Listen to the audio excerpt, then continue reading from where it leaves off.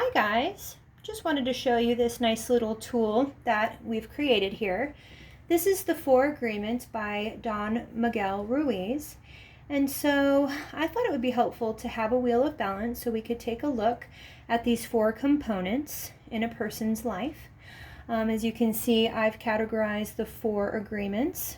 Don't take things personal, be impeccable with your word, don't make assumptions, and always do my best. I've decided to cut the categories into 2 different components, the O being work and then the X being personal life, because most people have a personal life and a work life to reflect on.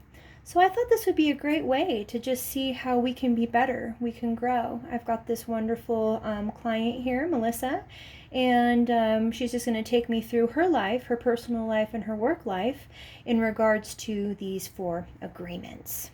All right, Melissa, how are you today? I'm good. How are you? I'm doing great. Good. Okay, well, thank you so much for taking the time to do this activity here. Thank you. Thank you for having me. Sure. So anybody can do this process. All you really need is a circle, and then to make, the different categories here, and then separate it into 2 different components. It doesn't have to be personal life and work life. Maybe you don't have a job. You could do familial bonds and intimate relationship bonds. All right. So the first category that we're going to go ahead and take a look at is not taking things personal. And we're going to take a look here at your work life. So Melissa, when you go to work, how do you feel with, it can be with the people that you work with, like the people that you check in, your clients, or it can be just, any person at your work. How do you feel about the concept of taking things personal? I feel like I'm pretty good at compartmentalizing and not taking things personally.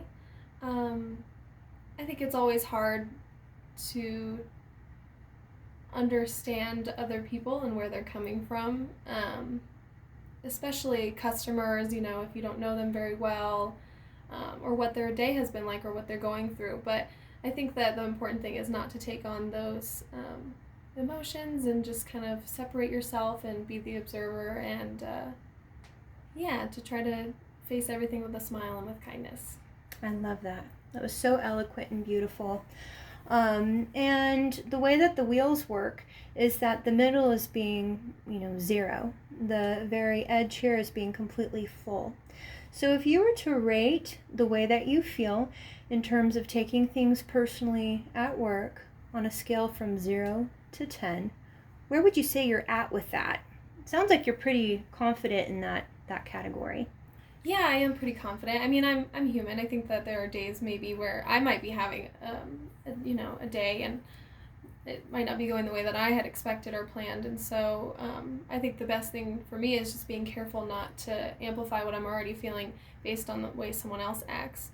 So maybe on those days when I'm not as strong and, and stable in that aspect, I could put myself at an 8 because I think there's always room for improvement. Oh, beautiful. Wonderful. So an 8 would be about here. I chose blue for Melissa, and that was beautiful, Melissa. I think that you've done a lot of work around this area here. It sounds like, it's just so important not to take things personal because so much of what the other person does is about them. And I know it can be hard, especially if somebody's being kind of, upsetting. But I love your optimism and your view on that. Okay, so now let's really reflect on taking things personally from, an at-home perspective. How do you feel about taking things personal at home? I would say at home, it's actually even easier to not take things personally just because when you know someone so well and it's almost a lot more clear as to who they are and why they're responding in a certain way.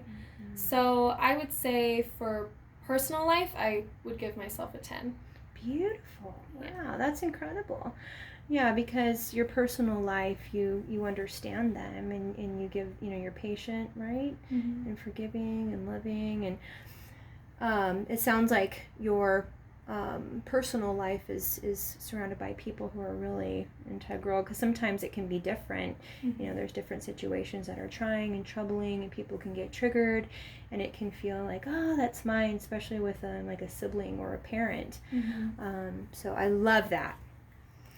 Beautiful. We're going to go ahead and rate that a 10. So that means that she's completely full in that area. She doesn't need any coaching. She feels really good about not taking things personal at home.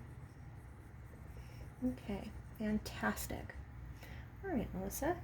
So now we're going to go ahead and focus on being impeccable with your word. That can be everything from things that you promise to things that you say to yourself. Your word can be spoken word. It can also be what you say inside your mind. So it's really, being impeccable means that you always do what you say you're going to do, whether it's a promise that you made to yourself inside your own mind, like, hey, I'm going to start exercising, and really showing up for yourself in that way. You're impeccable, versus setting certain expectations or saying certain things, whether it be to another person or yourself, and then falling short. So in terms of your work life, where would you say you're at with impeccability of the word? For being impeccable with my word, in terms of work, I would say that I'm pretty impeccable with my word to a good degree. I would just say that I am an all or nothing kind of person, whether it's work or personal. And so I tend to go full force. And sometimes that's great, and other times I think that it makes me neglect other areas of my life. So I think it would be great to be impeccable with my word, and also balancing it out, work and personal. So,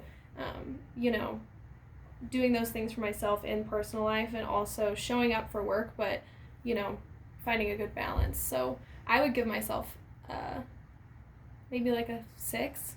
Beautiful. Wow, I love that. Yeah, that's just incredible observations and connections that you're making. I think that are highly insightful.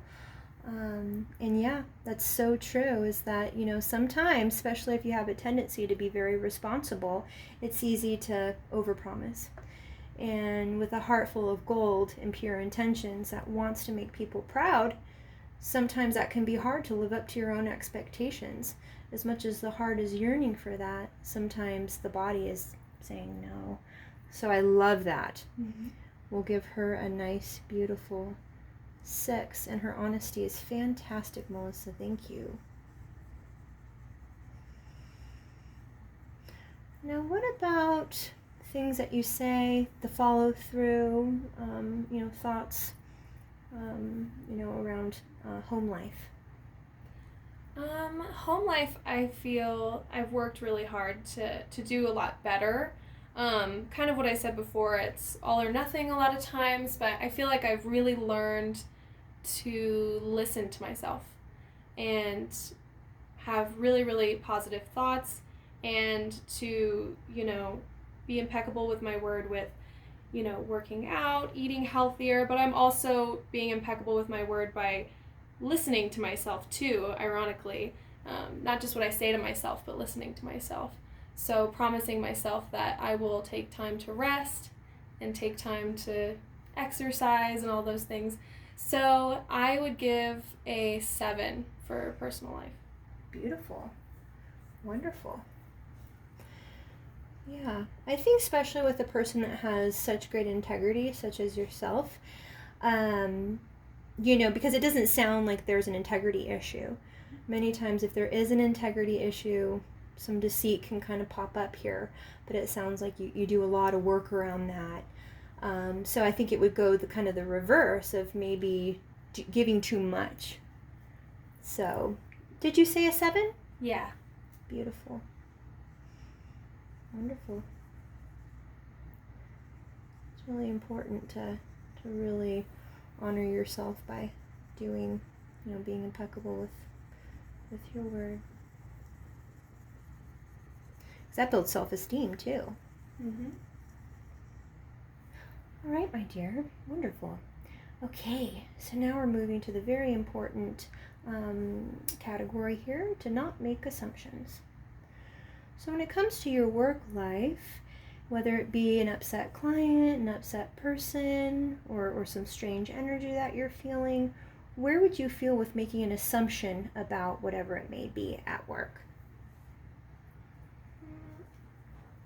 I don't think that I make assumptions. I think that naturally as human beings, it almost goes hand in hand with taking things personally, I feel like the assumption as a result is when you take something personally. Yes. So I feel like I don't make assumptions, and I try my best never to put that out there, just because you want to envision someone as their best self so that you can send that positive energy their way and they can continue on, feeling that love and that positivity and, hopefully achieve, that best version of themselves. And I would want someone to do the same for me on my days, good or bad.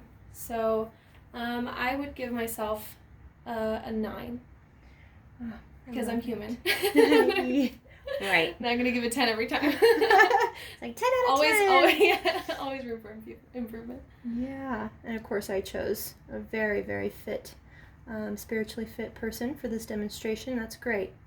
We're hearing her process.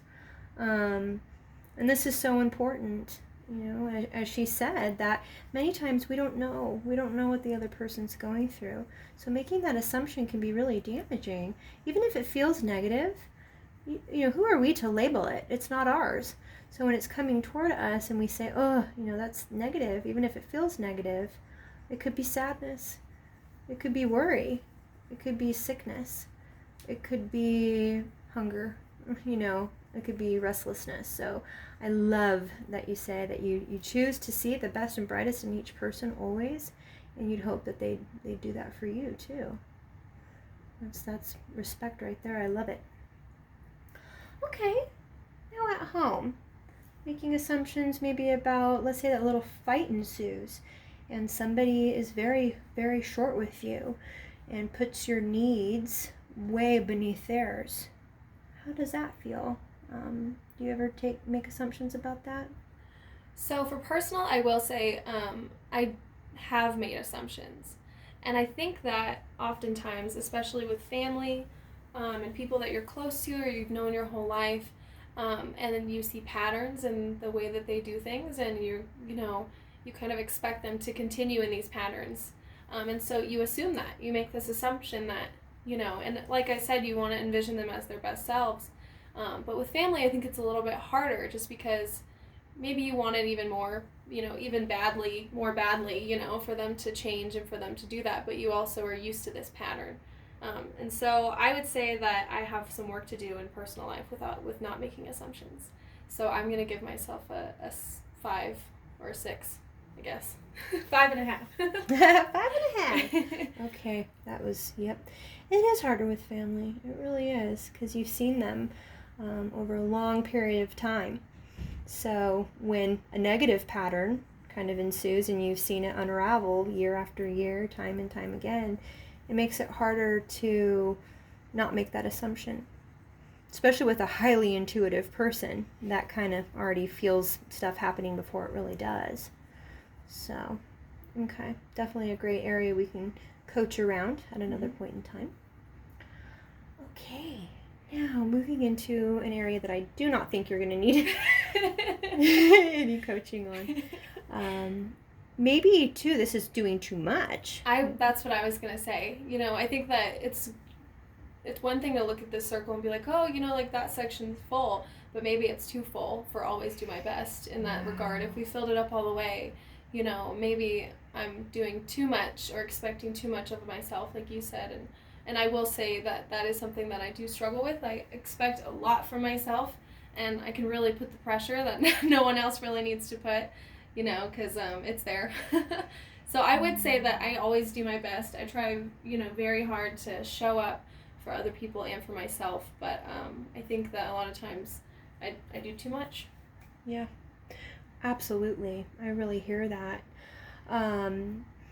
Okay, so if we were to do another session, I think it would be good to really focus on this area, even though we say, wow, she's high functioning on these areas. But it seems as though it's a little out of balance because there's a component that's causing her to really expect a lot out of herself.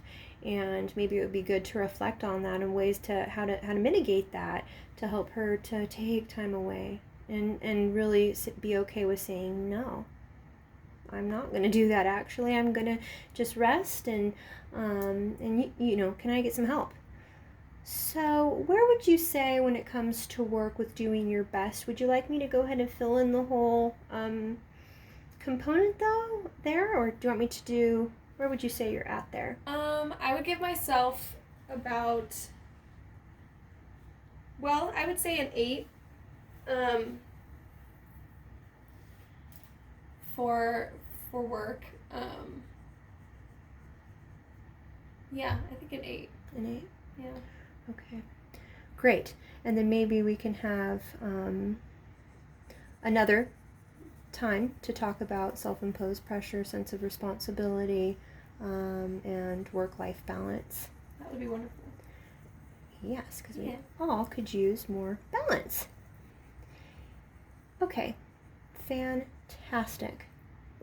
Now, how do you feel about always doing your best when it comes to your home life? When it comes to my home life, you mean my relationships? Yeah, so it can be showing up and doing your best for your relationships, your family and whatnot, or it can be showing up for yourself at home. I will pride myself in showing up for family. I do the work, whatever at least I can control, to understand them and to understand what they need and to be able to vocalize what I need. But in terms of showing up for myself, I do get out of balance. Like I said, the all or nothing, so I'll give myself a 7. 7? Wonderful.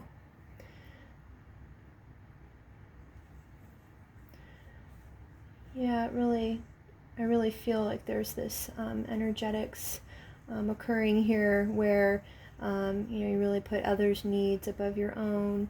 Maybe there's a component where there's some suppression happening of wants, needs, desires. And even though it feels like acts of maybe altruism, which are, very beautiful and commendable, sometimes it can throw you out of balance where there's not enough chi, life force, love that's being poured into your own vessel. So taking an objective kind of step back and looking at the wheel here, it looks like she's pretty good. I mean, she's pretty balanced here on a lot of different areas. It's just, it looks to me as though there's a few little areas that we can definitely coach on. And I would say probably the biggest one that stands out to me is the family stuff. Maybe we could do some family dynamics work around that. Absolutely. All right, Melissa, was there any other questions that you had on your wheel before we conclude for today? No other questions. If anything, this is really helpful, just as a tool, because it gives you something visual to look at. And oftentimes when you feel off balance, you don't have something to visually look at and say, okay, I need to improve on this area, or this is something I could work on. So I really appreciate you showing me this. Right, thank you so much. And guys, just a quick note, all you need is a piece of paper and pencil like I mentioned before, and I highly would recommend reading that book. It's just an incredible spiritual gift. So, all right, namaste.